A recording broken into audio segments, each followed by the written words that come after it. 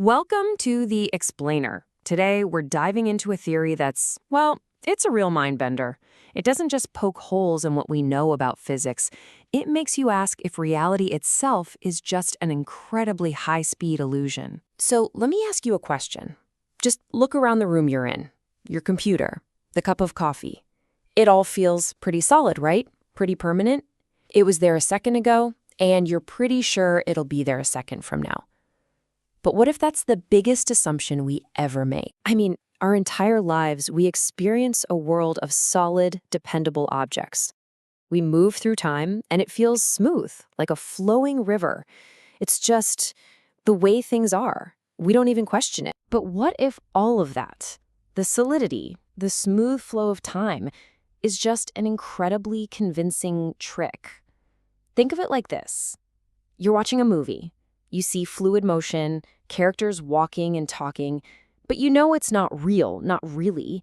It's just a bunch of still photos, still frames, flicking past your eyes so fast your brain connects the dots. And that right there is the core idea of single-point theory. It suggests that our universe isn't a collection of things at all. Instead, it's the result of one single fundamental process cycling over and over and over again at a speed that makes a movie's frame rate look like watching paint dry. So to really get our heads around this, we have to make a big mental shift. We need to let go of the idea of permanence and instead start thinking about persistence. They sound similar, but they are worlds apart. Here's the difference. Permanence means a thing, let's say an electron, just is. It exists and it endures. Persistence paints a totally different picture. Imagine a whirlpool in a river. That whirlpool has a definite shape, right? It's stable, but it's not a static thing. It's a pattern that's being constantly, actively recreated by the flow of water around it. The theory says an electron is just like that whirlpool, a persistent pattern, not a permanent little ball. Okay, so if reality is a process, a kind of cosmic movie, then what's running the projector? What's the frame rate of our universe? Let's take a look inside the engine room of single-point theory. So what is that frame rate? According to the theory, it's something called the Planck frequency. Get ready for this number. It's 1.854 times 10 to the power of 43. That's a 1 with 43 zeros after it. I mean, the number is so ridiculously large, our brains can't even process it. This isn't just fast. This is the absolute fundamental speed limit for anything, and I mean anything, to happen in our universe. And here's the real kicker. This process, this primary cycle, isn't happening inside of space. This cycle is what's creating space from moment to moment. It's like each cycle lays down one tiny pixel, or voxel, of reality. Our entire three-dimensional world is just the afterimage of these pixels being refreshed at that unimaginable speed. Space isn't the stage, it's part of the show, being created in real time. So you get this brand new story of creation. It starts with this one impossibly fast oscillation. These cycles create waves that start to interfere with each other, like ripples in a pond. Some waves add up, get stronger, others cancel each other out completely. And the patterns that are stable enough, the ones that can survive this cosmic dance, well, that's what we call reality. That's our matter, our forces, our space. This whole idea leads to something really, well, kind of beautiful. It suggests that the building blocks of our world aren't little bits of stuff. They're more like musical notes. Harmonics being played on the instrument of the universe. So if that primary cycle is the universe's fundamental note, then particles, electrons, protons, all of it, are just stable harmonics of that one note. Think about a guitar string. You pluck it, you get the main note, right? But if you listen closely, you also get a whole series of higher, quieter notes, the harmonics. This theory says the universe is the guitar, and particles are just its notes. So that's the new definition. A particle isn't a thing. A particle is a stable resonance.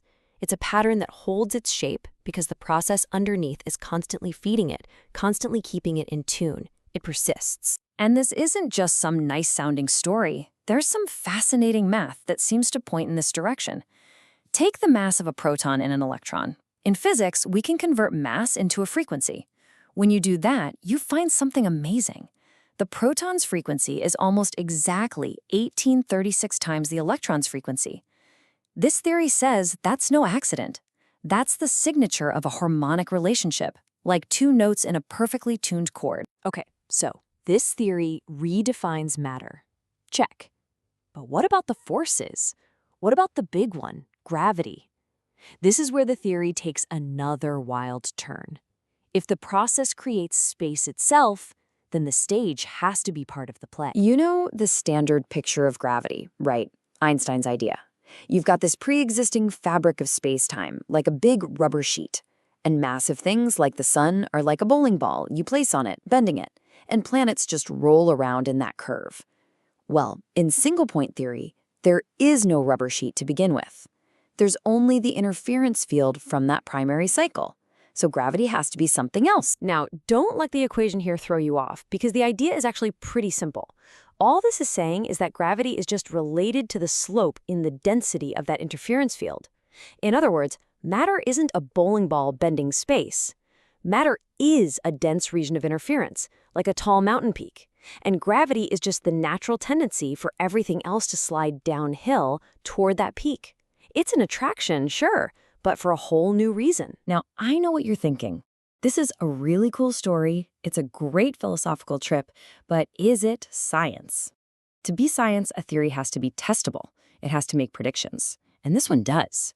So let's see how we can go from philosophy to actual physics. A huge test for any new theory is whether it can explain the things we already know work. And amazingly, single-point theory seems to do just that.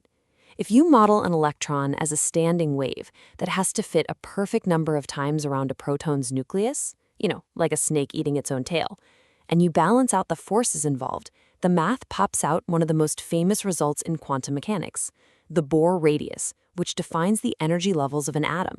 That's a huge checkmark. But a good theory can't just explain the past. It has to stick its neck out. It has to make new, testable predictions. And this one does. It predicts we might see weird effects in light from super-energetic events in space. It suggests that our big particle colliders might discover new particles at very specific energy levels, new harmonics. It even predicts what the shrapnel from those collisions should look like. These are real experiments we can do to see if the theory holds up or falls apart. So after going down this pretty deep rabbit hole, what's the grand takeaway? It's about changing how we think about what it means for something to be. The big idea is that we don't live in a universe of things. We live in a universe of process. And this really gets to the heart of it. That feeling of permanence is just an illusion, created by a process that repeats so fast we can't perceive the gaps. Reality isn't a statue, it's a song. It's a dynamic, harmonious process of constant, unending renewal. And of course, that leaves us with one last giant question. If everything out there, the stars, the planets, the particles, are all just resonant patterns in this grand cosmic process, then what are we? What is a conscious observer? Maybe we're just another part of that process, a really complex, self-aware harmony that has learned to listen to the very symphony that creates it. Thanks for joining me on The Explainer.